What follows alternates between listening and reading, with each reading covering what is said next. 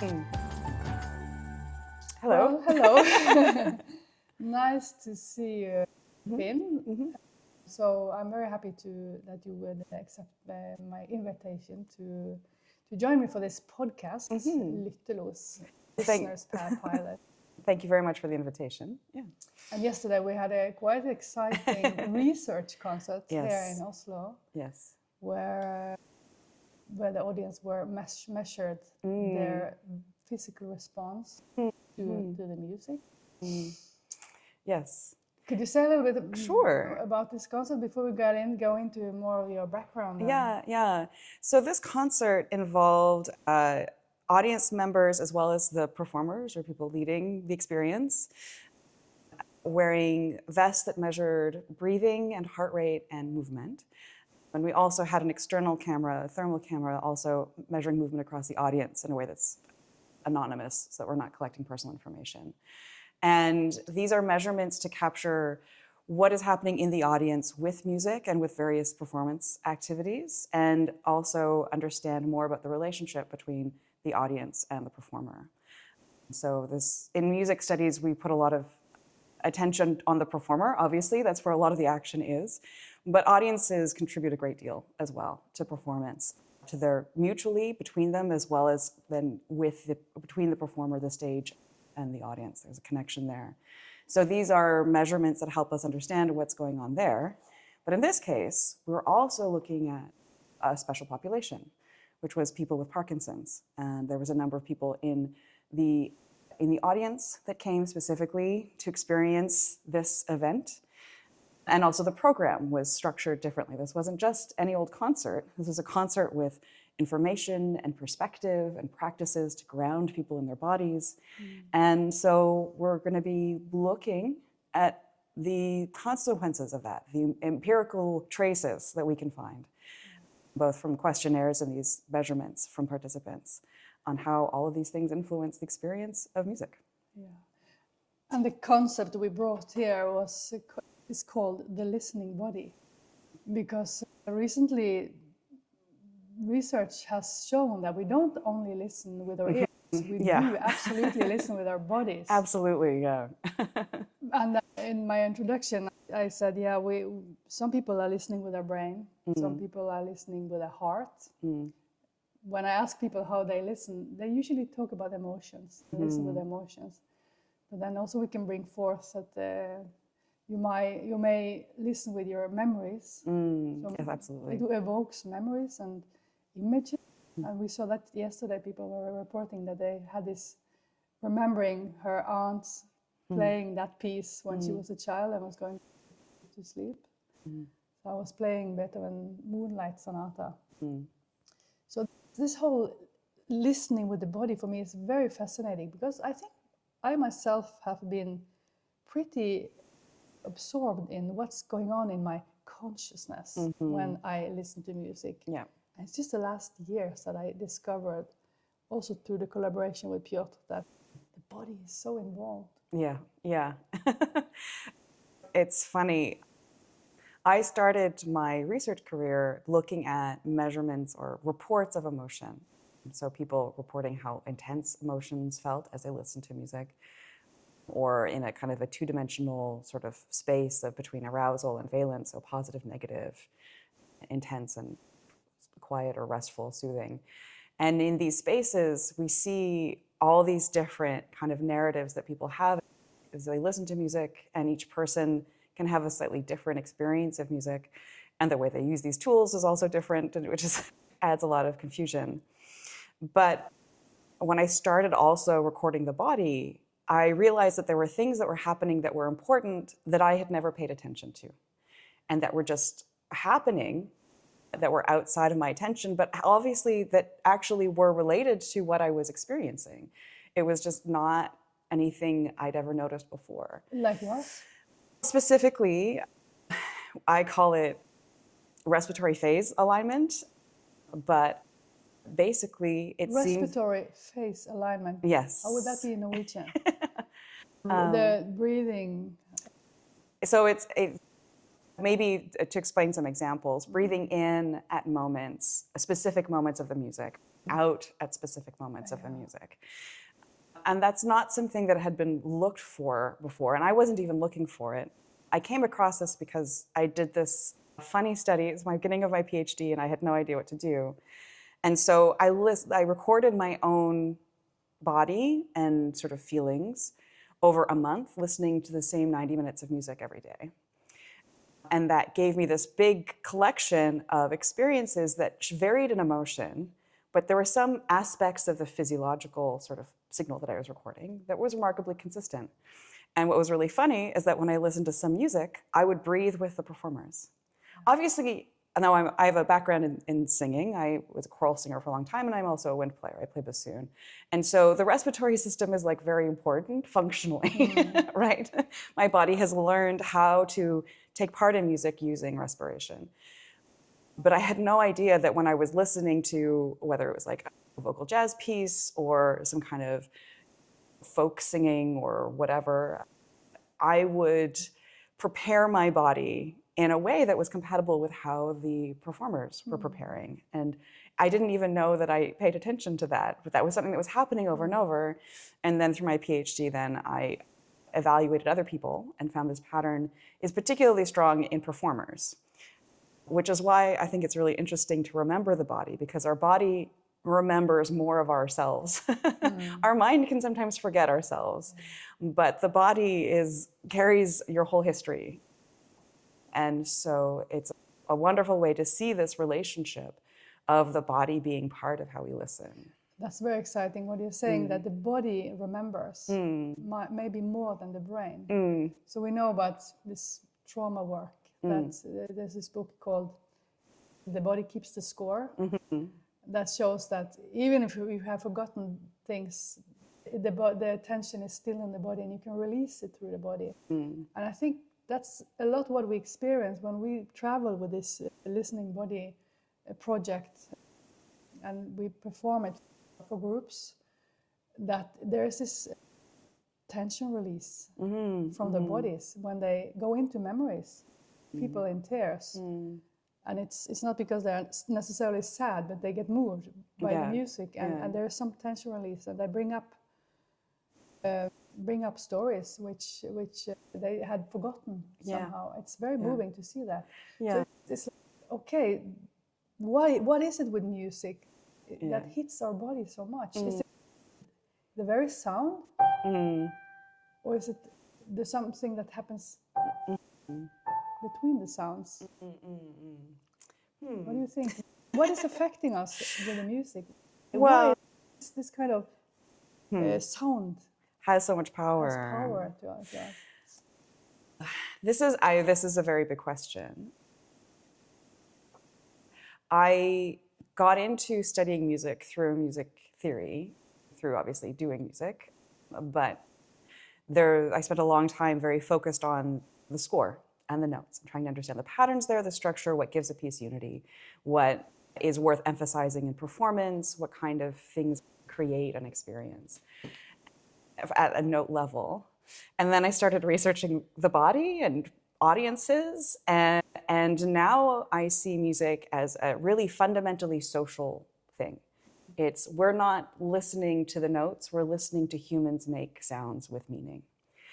And by remembering that this is about understanding another body, really transforms the potential of these things. Now, how exactly we understand this note versus that note obviously is with all of that sort of culture and experience that is behind how we understand harmony and how we remember melodies. And there's a lot of information that's about very specific things. That's mostly what that kind of analysis, the sort of formal analysis is about. But it is always still coming from humans, creating something. But because I've been reading a little bit up about this central tone idea. Okay, we have the this tension release. Yes. So, do you think it's only cultural, or is there some kind of fundamental? Because we know we have the overtones. Yes, yes. When I talk in a phenomenological way, I always refer to the overtones, which are the notes that doesn't that comes after the fundamental note is struck, and which is the major tone is always there, and it's like pulling us back to the ground. It's like relations. The whole key concept is relations. I'm not sure if this only is culturally learned. It's in the body from we were born. It's both. There is some physical properties there, but in studying how music is used across cultures, there's also evidence to suggest that not everybody has the same interpretations of these sound relationships. For example, the harmonicity of an octave is very strong and very robust, and all kinds of cultures have singing at the octave, making sounds at the octave. And that's that first orvotone relationship. Many cultures also have fifths, but how you interpret the fifth, whether it's a good or a bad thing, changes depending on the circumstance. And so it's almost like there's the physics of it, and then there's the rules that we kind of make up for ourselves with this. But a very important thing that you're referring to with this kind of central tone phenomenon and what we experience with cadences and tonal focus is that it's important to have some element of structure that signals ending and signals home and signals stability. Because if we think of music as like a game, often what we're seeing is we're starting from a point of stability, and it's almost like a juggling act or like a trapeze artist. And then there's building of tension and making things more precarious and complicated. And then there's this sort of virtuosic way of settling down and returning to safety. And it's that going away and coming back. That's a very common part of music making. And it doesn't have to be always by the same cues. So it doesn't have to be about a particular note relationship, like the leading tone going to the tonic, which is a very important one, obviously, in Western harmony. It can also be a rhythmic cue. It can also be a kind of vocal flourish, an ornamentation that indicates this is a close, this is an ending, we have made it. And so that trajectory is obviously shaped by the specific rules of the kind of music that you're working with. But there are many kinds of music. So that's why I went I started to investigate music which is beyond tonal harmony. I went into Schoenberg and I tried to see, okay, is there any way, how does Schoenberg create an ending which is like, I was like, do we believe in this ending? And then I started to think, there's something called an open ending. There's an ending with a future. It's not an ending with only a past. And then suddenly you started to believe in the ending in a different way. So you're right. There's many ways to close a story. And there's obviously with these games, people have to understand enough to follow, to realize how fantastic or fun or creative that trajectory is. And so it's why it's very hard to have a deep reading of a music that you don't understand yet. We almost included Schoenberg, or you almost included Schoenberg in the concert that we had yesterday. And I have a great affection for this sort of atonal tradition because of the way it challenges our expectations. But there's a really big gap between how performers think of that music and how analysts think of that music and how audiences experience it. It's very difficult to bridge. And obviously how you perform it gives them more to work with if they're not understanding the rules. But there's a kind of, when you have a lot of imposed structure, when the game is in, for example, the atonal structures of the repeating patterns of that, the sort of numerical dodecaphonic deconstruction, that's not going to be what people can hear in the moment. Of course not. And so there has to be so much more given to fill in that trajectory so that they still can play too. Yeah, but then again, listening, there's no right or wrong, and there's so many ways to listen to music. And I love to play a small piece by Schoenberg to the audience. And you know what happens? Because, for example, this Opus 19, number 2, start with this ice cold drop.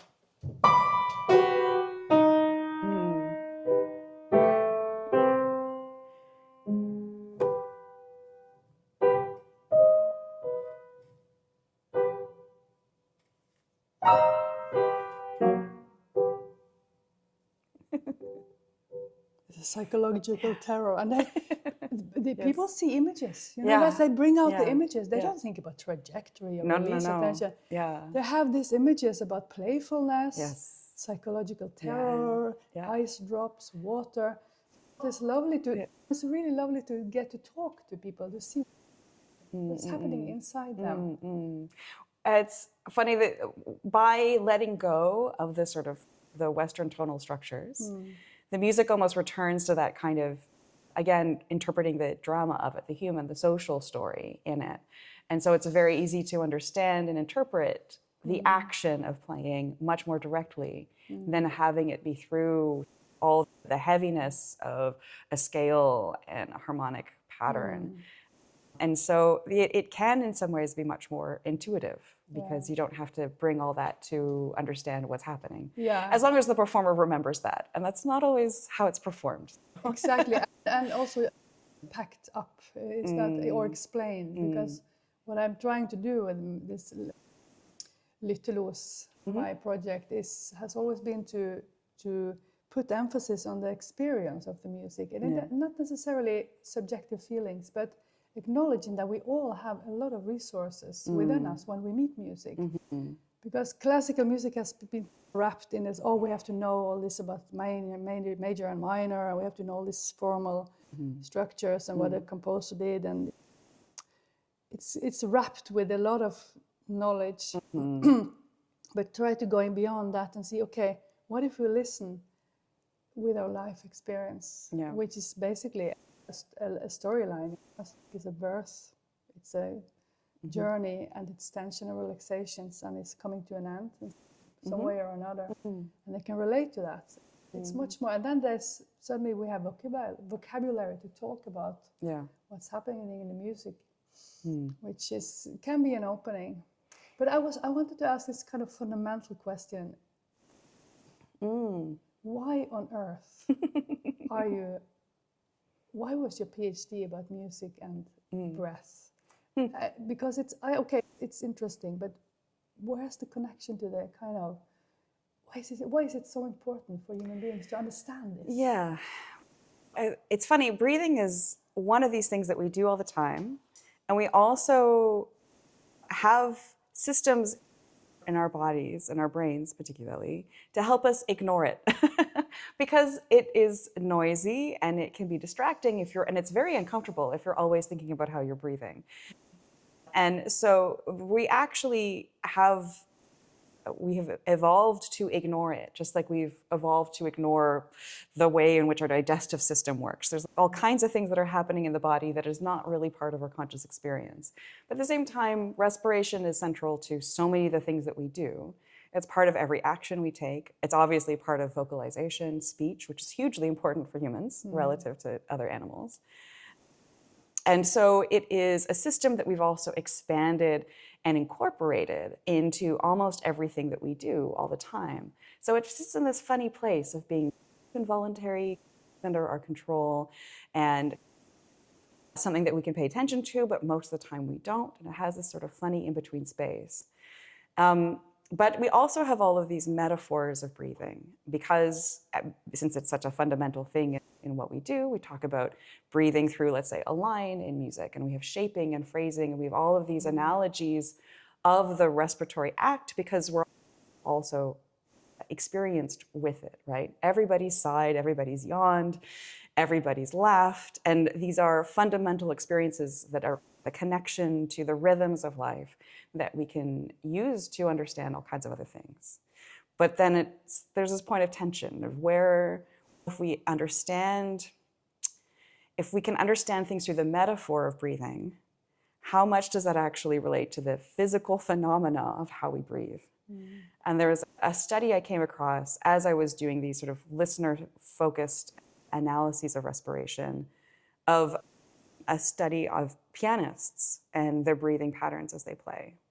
And I think the researchers started from the perspective of expecting there to be this kind of consistency because it's part of your body, and your pianists are very physical and they're moving their torsos and their arms. And so there's a kind of a reason to have a regularity to it in your relationship to the music. And I found that there mostly wasn't. And they were very surprised by this.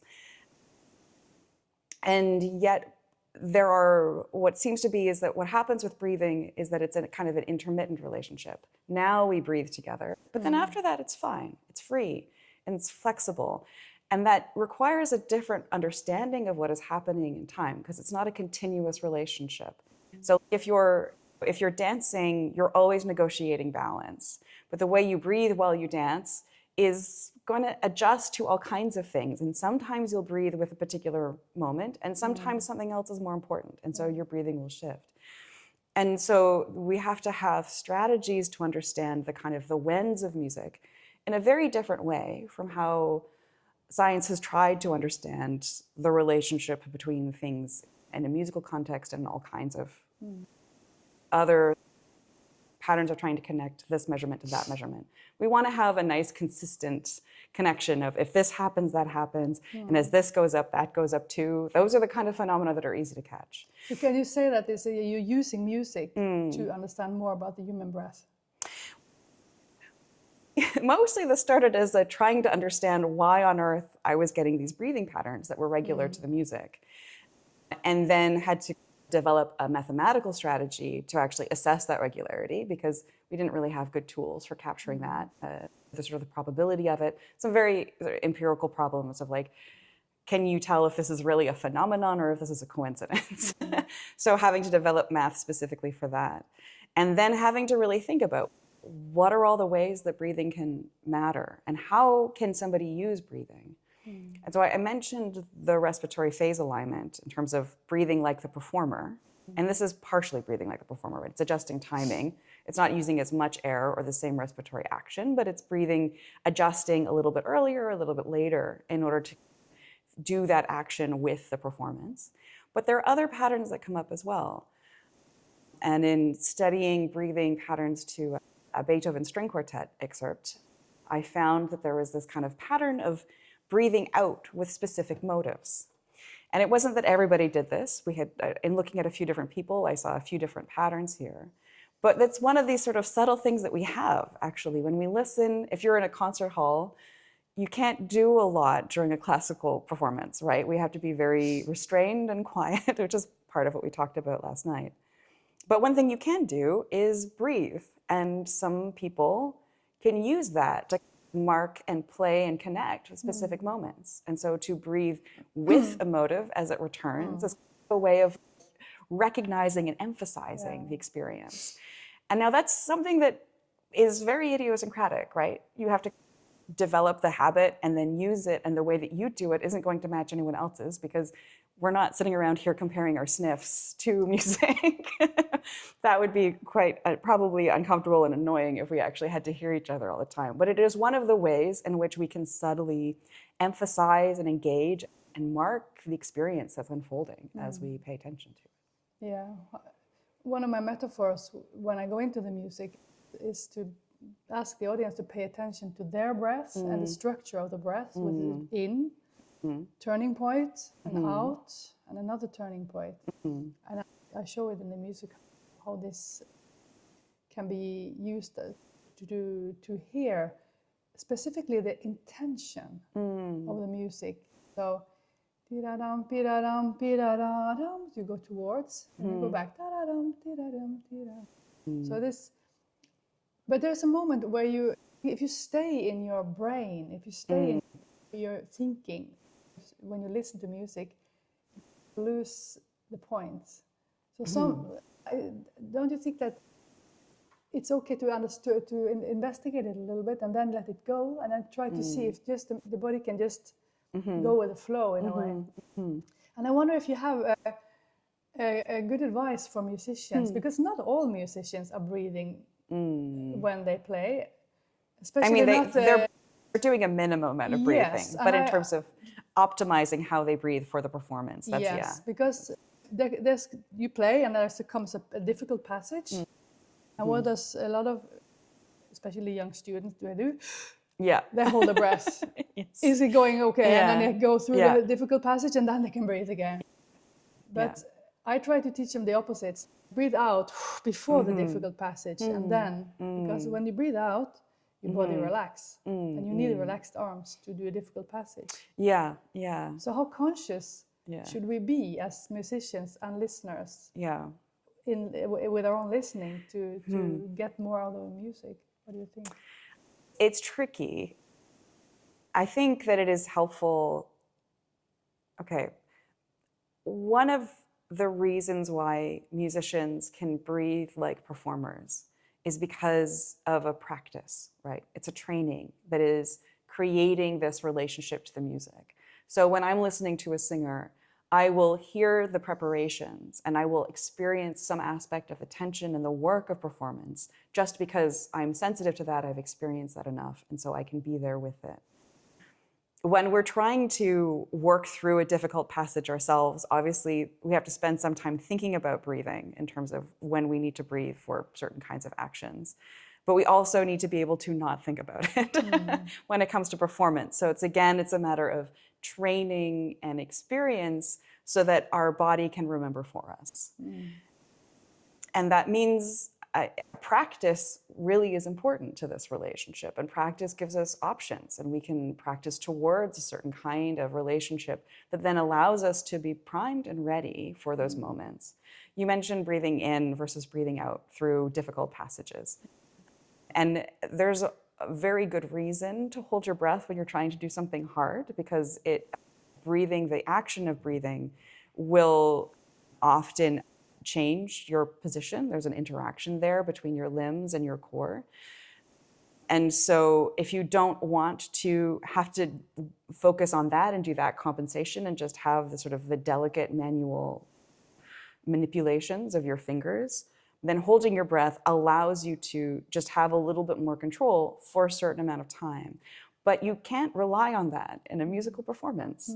That's fine if you're holding your breath to adjust some kind of fine crafting thing. But if you're in that state of careful manipulation all the time, you're going to get into so many problems, because you do need to breathe regularly. And I think it makes a lot of sense what you suggest to students, of actually try to breathe beforehand or to breathe through these kinds of actions to make sure that they're actually practicing the stability to manipulate comfortably rather than be stuck at this tense, controlled phase. You mentioned two phases of respiration, the breathing in, the crest, and the breathing out. But when we look at how people breathe out in let's say a low arousal state, so if you're relaxed and you're sitting down, most of the time you breathe in, you breathe out, and then there's a pause.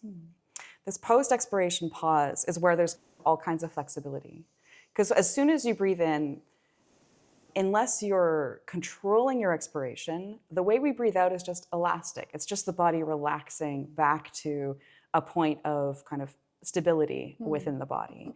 And so you have the physical action that's an active contractions to support inspiration, and then a relaxation of those muscles without any kind of control, usually, to just relax back to stability. And then your body doesn't do anything until it has a reason to breathe in again. And so there's this flexible space there in the post-expiration pause that is what's adapting to all kinds of things. So when I talk about phase alignment, that's because people will advance the action of inspiration, make it earlier or later, so that their breathing curve aligns with the music. But that flexibility is all in this post-expiration pause, where the body is just hanging out. If you don't need to breathe right away, you can actually wait quite a while. And there's a lot of room there. So the post-expiration pause, inspiration going in, active, expiration, elastic, as we describe it in respiratory science. And then the post-expiration pause, that gives us all kinds of flexibility. But of course, when you're doing the action of music making, that's a lot of muscle activity, that's a lot of brain activity. You need to breathe more, right? So you don't have as much space there. The post-expiration pause kind of disappears, and instead you're doing much more regular, rapid inspiration, expiration, just to have the oxygen that you need to be able to perform the actions. And so having stability and ease with your breath and be able to actually comfortably uncouple your breathing from the action it would be an indication of stability in your execution. And that if you can play well, whether you're breathing in or breathing out at this moment, that means that you have a lot more control and you don't have to do that sort of clenched, fine-tuned focus work that is usually what happens when people are holding their breath for these kinds of things. Are you doing any breathing exercises yourself in the morning or during the day when you're stressed, or how do you interact with your breath? How do I interact with my breath myself? I have at times done more deliberate breathing strategies and practiced yoga and done deliberate breathing in that context. And I do think about breathing a lot in terms of using it to calm and readjust and reset. I don't practice breathing outside of kind of specific activities, particularly. Obviously, I think about breathing when I'm doing other stuff, when I'm running or when I'm lots of circumstances. But I don't have a particular sort of practice. And I think that mostly has to do with how I live my own life in terms, it's very hard for me to maintain habits. And so it's hard. So I like the idea and I would do it more under certain circumstances. And when life supports a practice, I will practice, but that's not always the case. But I think one of the difficult things to understand is that there are interactions of respiration and the rest of the body that are outside of the norm, but that come up very often in active circumstances. And one of my recent projects, and I'll be exploring this more, is how things like cheering and singing along actually affects, obviously it involves respiration, but when you're in a big crowd and everybody's screaming, that actually has big effects on your cardiac activity as well, in terms of how the breathing then influences the cardiac activity.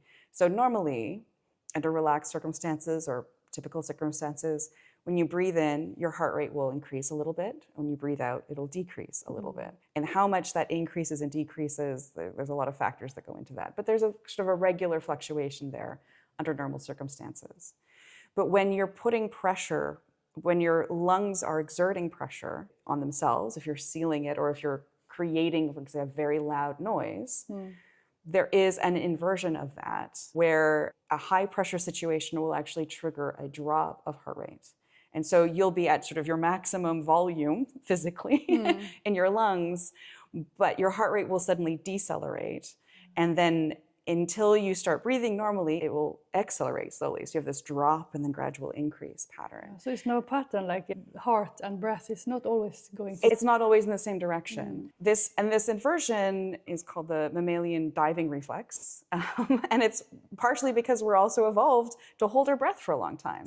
So if your body realizes, wait, this is a breath holding situation, it's actually going to change that relationship. And your cardiac activity will adjust to maximize the sort of utility of your breath by slowing down circulation for a while so that you can actually survive longer on the air that you have. But that gets triggered when we're in a big crowd screaming. So that's this really funny thing that's happening, flipping back and forth. So the relationship here is more complicated, and there's some interesting things that are happening in all kinds of circumstances that do come up in music performances. We don't normally scream over Schoenberg, but there are lots of musical contexts in which we do get that excited, and that is part of our musical activities. It were very interesting to see the results from the concert yesterday, because we have all the individuals, but we also have this collective listening.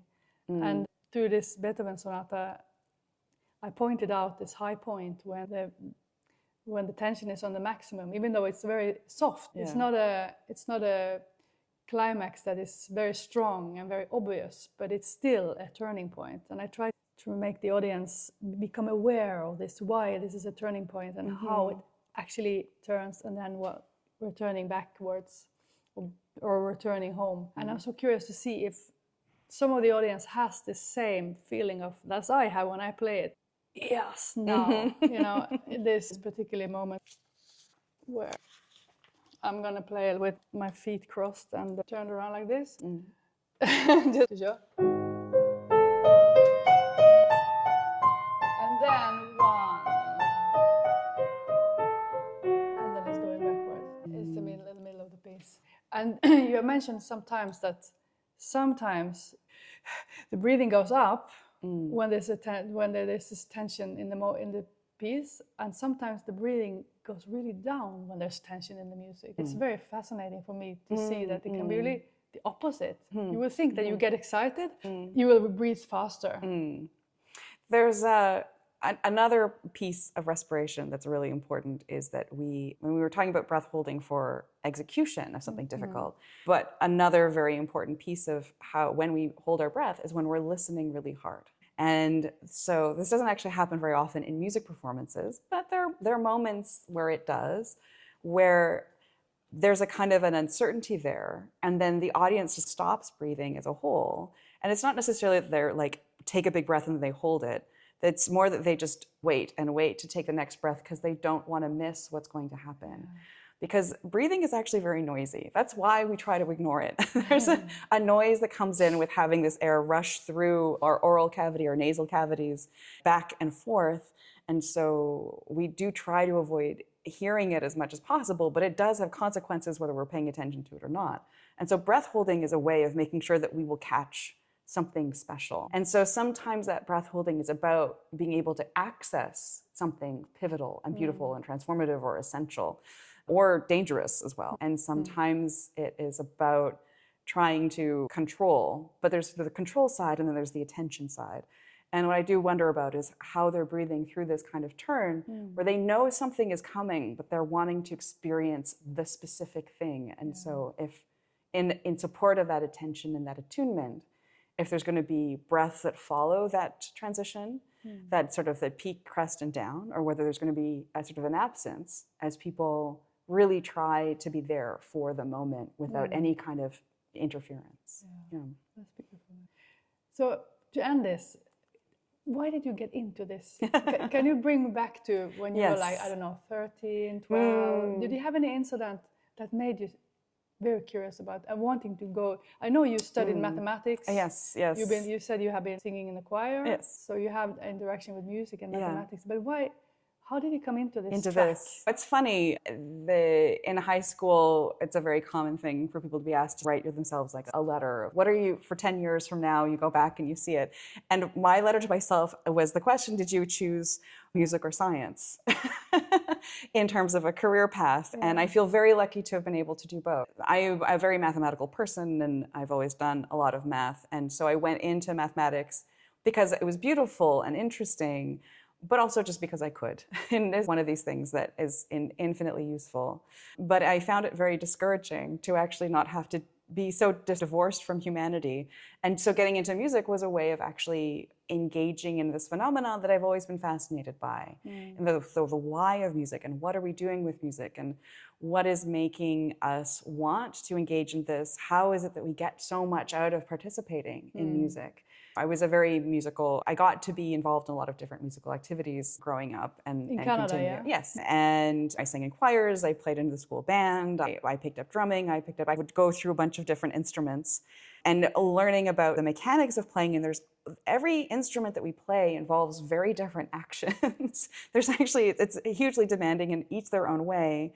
But they're all being performed by humans, and breathing is in the middle of it and is part of how we share in these moments. And so even though a bunch of drummers won't be breathing together the same way that say a bunch of choristers will be singing together and breathing together, but there's still this negotiation of the body that is happening that is kind of a crux in between. But how I really focused on breathing was really just chance. It was just discovery. It was realizing that there was something weird happening with breathing, and all of a sudden I had to find out what it was. And your PhD, you did it in Canada? No, I did it in the US, actually. In the US. And how come that you are now working in Norway? After my PhD, I was doing a postdoc in Montreal at McGill, and Alexander, the director at RITMO here, came and visited. And he was they had recorded respiration, and they didn't know what to do with it. And I started working on that project, and then was hired to work here as well. I think there's a lot that we can learn still about how we breathe and what breathing means between humans and also with music. And so hopefully this field can continue to grow, because there's a lot that we still haven't figured out. I have a lot of theories, and I've learned a lot of things by looking at different projects, but we still, I think, can go quite a ways yet in explaining and understanding ourselves through this phenomenon. Yeah. That sounds exciting. I will look forward to the continuation. Yeah. Thank you, Finn. Thank you so much for sharing this and for talking to me. Yeah, thank you so much for this opportunity, and it's been really lovely chatting. Yes.